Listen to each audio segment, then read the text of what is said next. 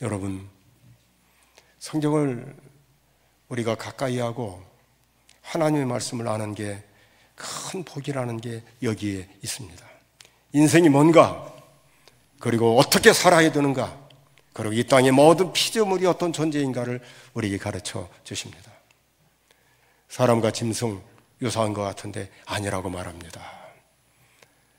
똑같이 죽고 똑같이 고생하지만, 비슷한 것 같지만, 그러나 사람은 죽음과 동시에 혼이 하늘로 올라가지만 짐승은 땅으로 간다고 말해줍니다.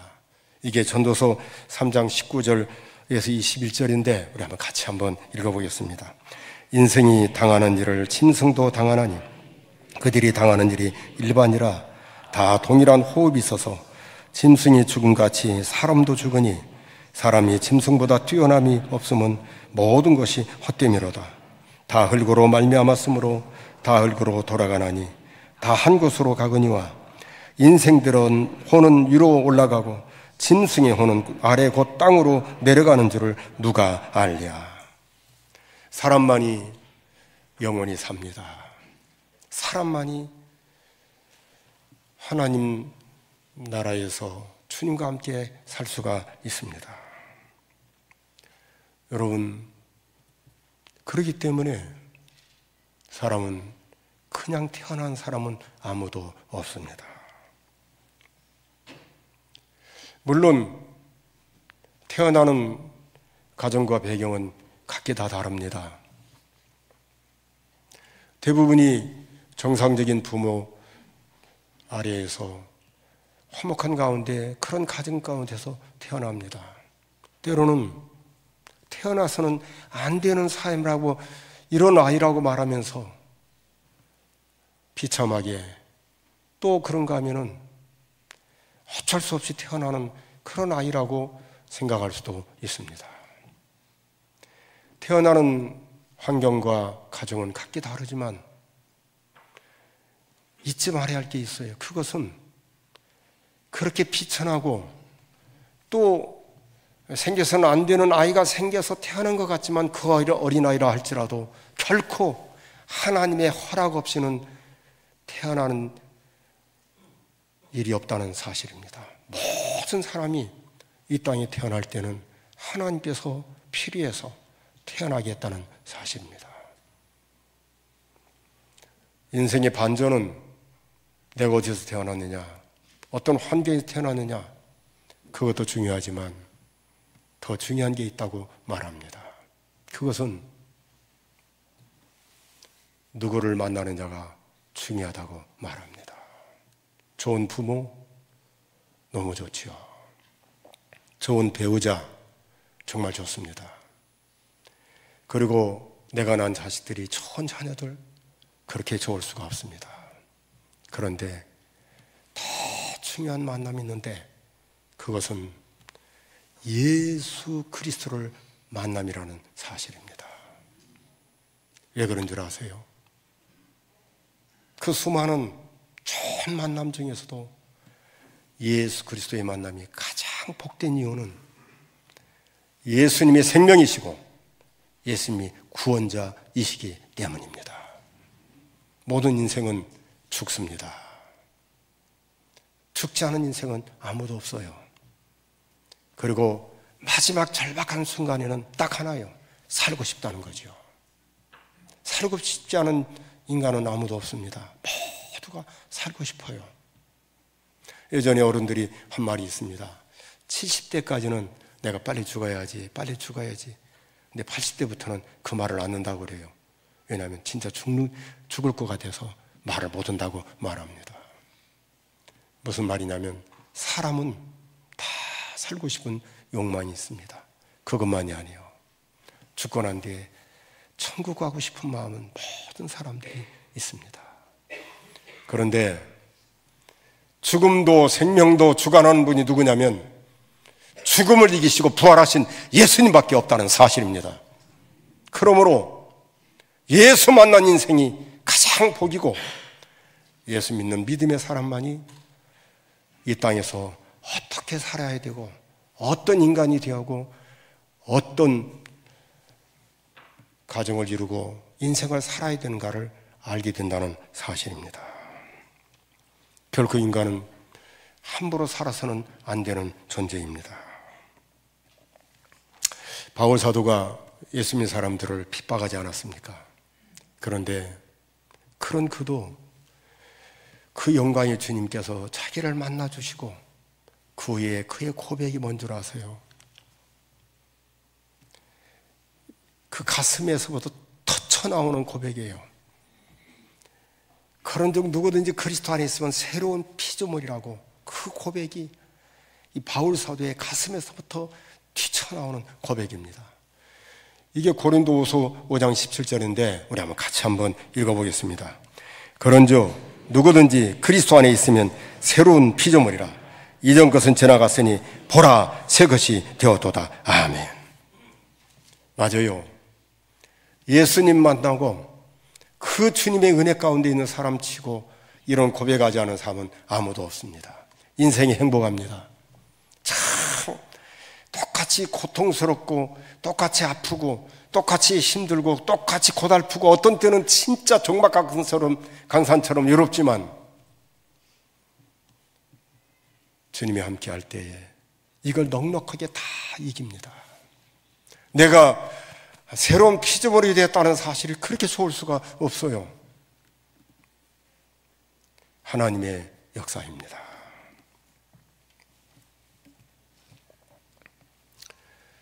왜 예수님을 복음이라고 하냐면 예수님 만나는 인생은 죽음도 해결되고 미래가 해결되기 때문입니다.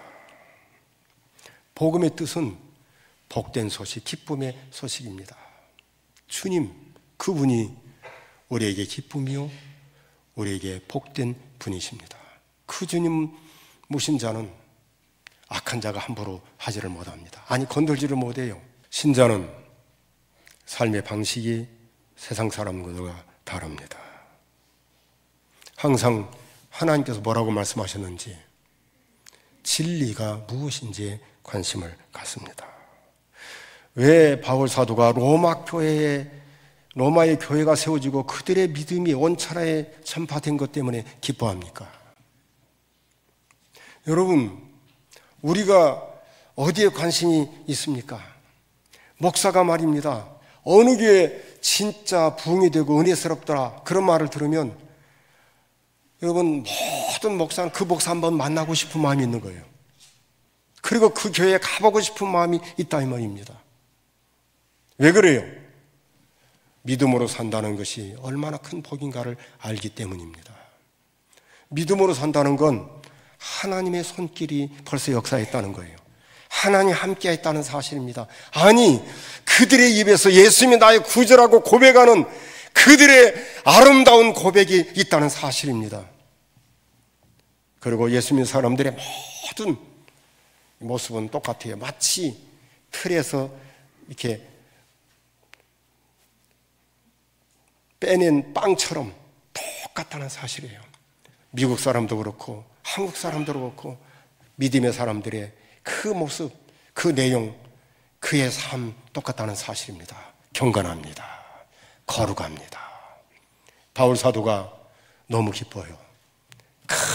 믿음의 소문이 들릴 때마다 기쁩니다. 목사의 기쁨도 마찬가지예요. 성도가 믿음으로 산다는 것, 그 고난 가운데서도 한 길을 걸어가는 그 말을 들을 때 목사는 행복합니다.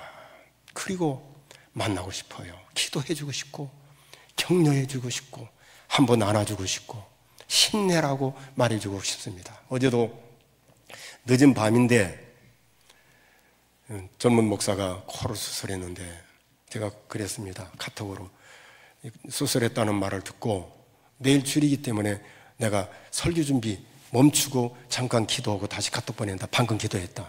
그랬더니 또 다시 카톡이 와요. 목사님, 코에서 피가 멈춰야 되는데 멈추질 않아서 기도해 줘야겠습니다. 그래서 또 설교 준비하다가 멈추고 하나님, 피를 좀 멈추게 해주십시오. 그렇게 기도를 하고 그 다음에 이제 설교를 준비하고 마쳤습니다. 여러분, 믿음으로 사는 사람은 참 너무 이쁜 거죠. 기도해주고 싶은 거예요.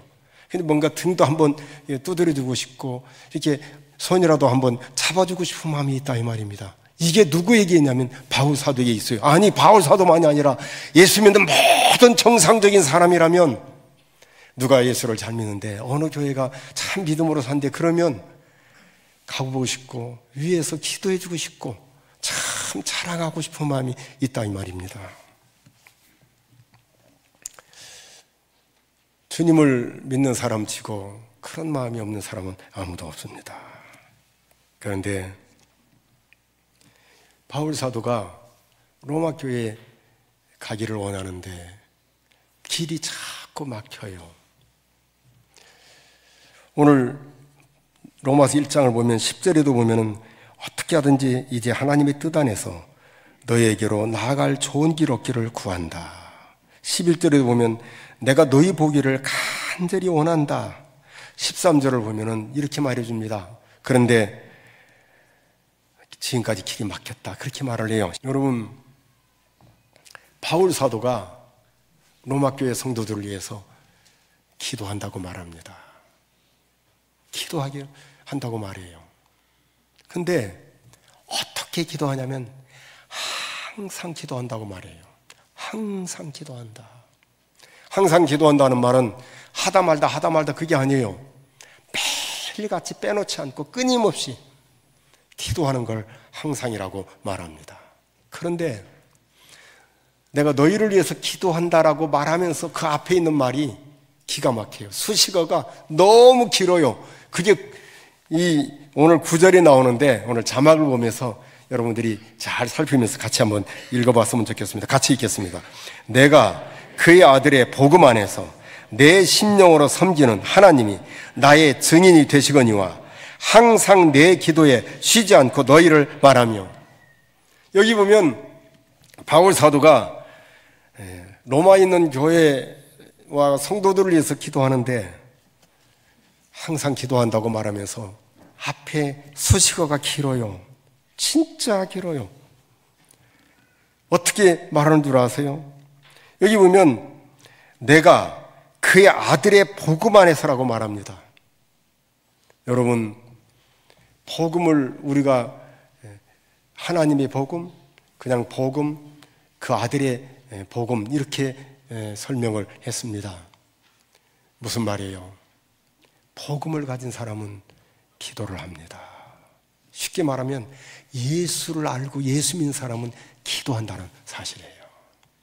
예수를 믿는데 기도를 하지 않는다? 그건 아니에요. 예수 믿으면 기도하게 돼 있어요. 그러니까 복음을 가지고 예수를 알고 믿는 사람에게 따라오는 게 있다면 기도라는 사실입니다.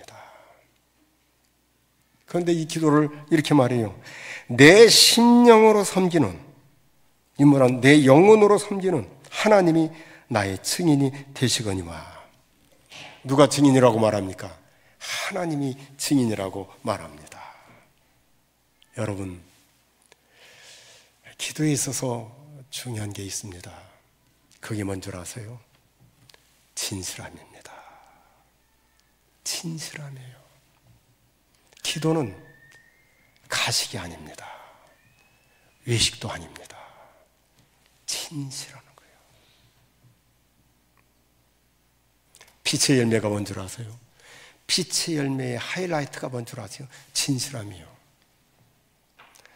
예수 믿는 신자에게 있어서 모든 사람들이 공통적으로 느끼야 할 가장 한 가지를 들려면 뭔 줄 아세요? 진실함입니다. 아, 그래. 예수 믿는 사람 믿을만해. 예수 믿는 사람은 진짜 믿을 수가 있어. 그 한마디라 이 말입니다. 바울 사도가 에베소 5장 9절에 보면 빛의 열매에 대해서 말하는데 그 마지막 절정이 뭐냐면 진실함이라고 말합니다. 에베소 5장 9절인데 우리 한번 같이 한번 읽어보겠습니다. 빛의 열매는 모든 착함과 의로움과 진실함에 있느니라. 아멘.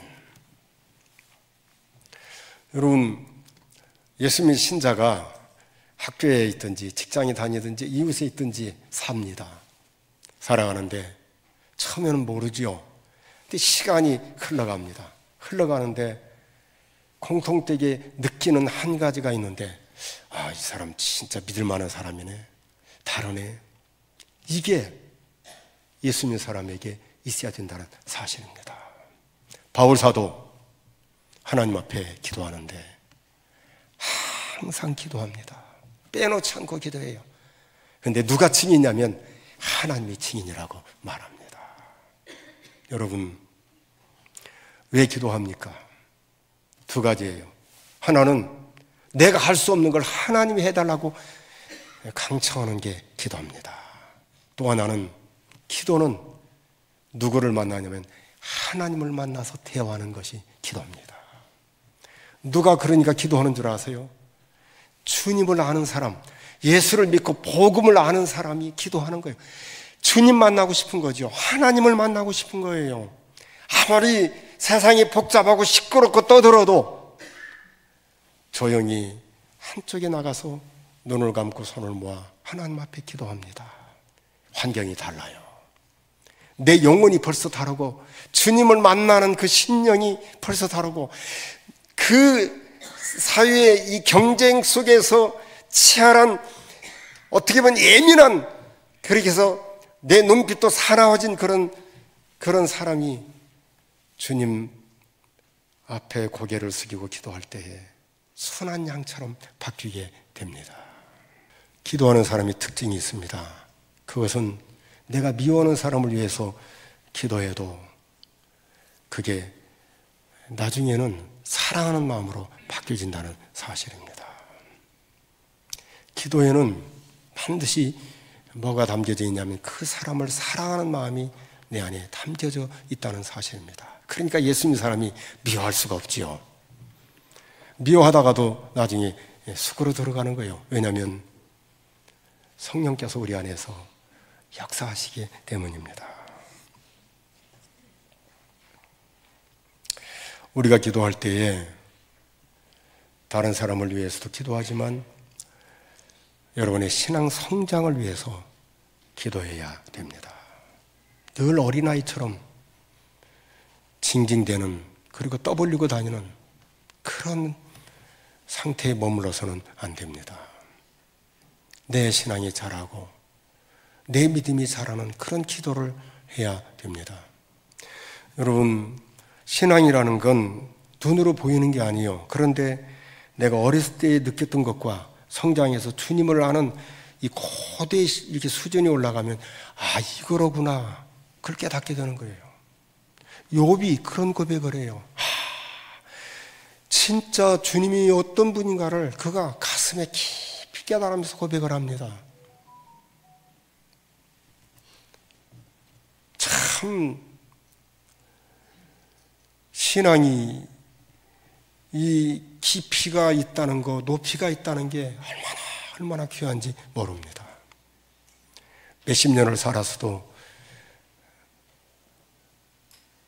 1시간 기도하는 게 별로 없다면 여러분, 하나님 앞에 두려운 마음으로 엎드려야 됩니다. 오랫동안 신앙생활 했는데도 아직도 진리에 대해서 바로 서지 못한 게 있다면 하나님 앞에 엎드려서 눈물을 흘려야 됩니다. 내 신앙 성장, 내 신앙 성숙을 위해서 기도해야 됩니다. 21세기에 사는 저와 여러분들에게 기도의 큰 방해가 뭐냐면 바쁘다는 거지요. 바쁘지 않은 삶이 아무도 없습니다. 언젠가도 말씀을 드렸습니다만 초등학교 1학년 들어가는 여보, 야, 너 좋겠다 그랬더니 바빠요. 제가 뭐가 그리 바쁘냐고 했더니 학원도 가야죠, 뭣도 가야죠. 엄마의 서슬이 시퍼래서 못 살겠어요. 그건 제가 하는 말이에요. 애가 그런 말을 할 리가 없죠. 그래서 야, 너도 바쁘냐?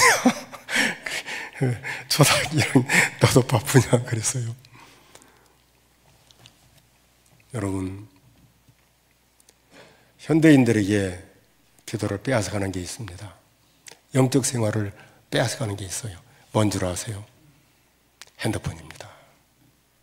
놀라운 일은 커피숍 가보십시오. 같이 얘기하면서 핸드폰 봐요. 놀랍지요. 놀랍지요. 핸드폰에 모든 게 다 들어있어가지고, 기가 막힌 것은, 우리처럼 이렇게 핸드폰 좋은 거 줘도 잘 쓰지 못하잖아요.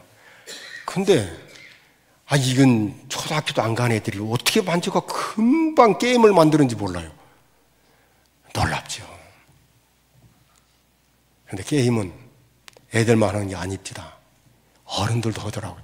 나는 게임이 있는 줄도 몰랐어요. 근데 어른들도 게임을 해요. 학교 선생님들도 게임을 하더라고. 놀라운 건 의사 선생님들도 게임을 해요. 더 놀라운 건 국회의원들도 게임을 하더라고. 이게 현대요. 이게 현대요. 그러니 긴장하지 않으면 영적인 생활에서 물러나게 되고 이탈하게 되고 형편없는 존재로 나락에 떨어진다는 걸 여러분 모른다 이거예요. 너무 모르는 거죠. 여러분, 우리의 기도를 하나님이 들어주셔요. 아셔요. 그리고 하나님이 때에 맞게끔 우리에게 응답해 주십니다. 어떤 때는 비참한 일이 있을 수 있어요. 그래도 그게 하나님의 뜻이면 우리가 따라가는 것입니다. 이게 기도예요. 여러분, 찬송가 549장을 보면은 내 주여 뜻대로 행하시옵소서 온몸과 영혼을 다 주께 드리니 이 세상 고락간 주 인도하시고 날 주관하셔서 뜻대로 하소서.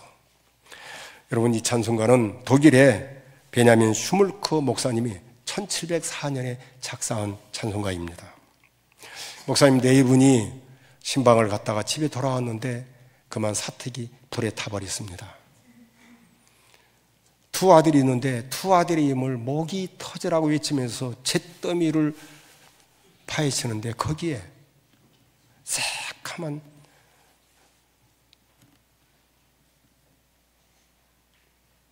제 가운데 탄 채로 두 아이가 있는 거예요. 재난의 현장에 주저앉은 슈물크 목사님이 다른 거 하지 않습니다. 그 자리에서 내 주여 뜻대로 행하시옵소서. 그런데 2절에 보면 이런 대목이 나와요. 내 주여 뜻대로 행하시옵소서. 큰 근심 중에도 낙심케 마소서. 그리고 이렇게 말합니다. 주님도 때로는 울기도 하셨네. 주님 울으셨잖아요. 날 주관하셔서 뜻대로 하셔서. 여러분, 3절에 오면 이렇게 고백합니다. 내 주여 뜻대로 행하시옵소서. 내 모든 일들을 다 주께 맡기고. 그리고 이렇게 말합니다. 저 천성 향하여 고요히 가리니. 저 천성 향하여 고요히 가리니. 그리고 이렇게 말합니다. 살든지 죽든지 뜻대로 하소서. 이게 신앙입니다. 이게 진실한 기도자의 고백입니다. 여러분, 주님을 알면 알수록 그분 앞에 엎드리게 되고 그 기도는 진실하게 되고 마음에 품고 사랑함으로 기도하게 됩니다. 내 뜻을 요구하는 게 아니라 하나님의 뜻을 이루기를 원합니다. 오늘 21세기를 사는 사랑하는 성도 여러분, 이 시대에 주님을 더 잘 알고 복음을 바로 깨닫고 그래서 진짜 성도들을 사랑하고 내 자녀손들을 사랑하고 그들을 품에 안고 기도하는 진실한 그런 기도자, 하늘에 하나님께 상달되는 그런 기도, 아니 하나님 앞에 인정받는 그런 진실한 그런 기도자, 그런 믿음의 사람, 오늘 우리 교회가 그렇게 되기를 바랍니다.